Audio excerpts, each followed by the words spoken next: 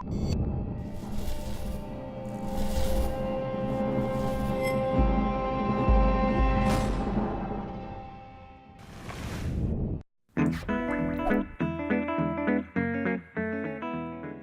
is Adam Martin with your Western District Fishing Report. With a bit more rainfall, we should see some higher discharge rates at Kentucky Lake and Lake Barkley, which will be a welcome relief for our bass anglers. With the spawn over, most anglers have turned to the ledges and deeper points in search of schooling largemouth. Catch rates have been up recently for bass anglers who have been finding success with Texas rigged worms, large swim baits, and deep diving crankbaits. The peak shad spawn is almost over, so don't count on that pattern anymore this spring. The bluegill and red ear fishing is winding down, and many anglers are reporting catching some of the biggest red ear they have ever seen. Both bluegill and red ear have been making deeper beds than normal this year, so if you have a favorite spot, try moving out a few feet deeper until you find the fish.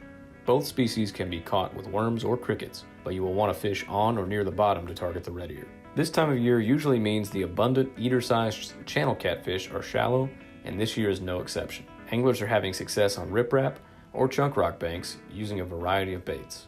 Tailwater fishing has been slow, but should improve if discharge rates go up.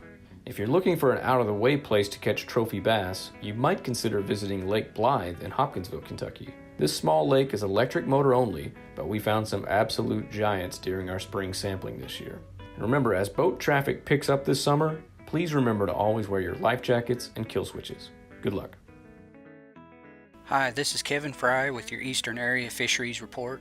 Next tailwater trout stockings are scheduled for June 10 at Buckhorn, Martins Fork, Carr Creek, Fish Trap, and Paintsville. Lake catfishing reports have slowed down some with rod and reel. However, the hand fishing season has started now, and anglers doing well with that.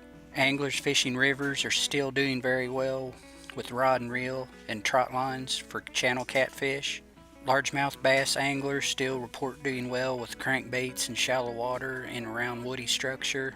Paintsville Lake was doing well and reports some larger bass coming from deeper water at mouths of coves and points. Crappie catches are reported good with trolling over Main Lake mudflats at Buckhorn and Fish Trap Lakes. Trolling being done with curl-tail grubs, tube jigs, and small crankbaits. Crappies suspended in coves at Dewey Lake were coming from around 6-foot depth. White-colored jigs were working well. Bluegill and red ear sunfish catches continue to be good with red worms or wax worms suspended under bobbers. Some fish coming on tube jigs vertically jigged in brush. Panbow Lake is producing good catches of both bluegill and red ear. Other lakes having best catches of red ear sunfish in weedy upper lake areas mostly. This is Jeff Crosby with the Central District Fishing Report. Water temperatures at our area lakes are running in the upper 70s to lower 80s. Bass fishing at many of our area lakes are good. Consider Taylorsville, Harrington, Gist Creek, or Kincaid Lakes for your next fishing trip for bass. Crankbaits or swim jigs are productive when fished around main lake areas, especially points and cuts. Soft plastics are also productive when fished around shoreline vegetation or woody cover.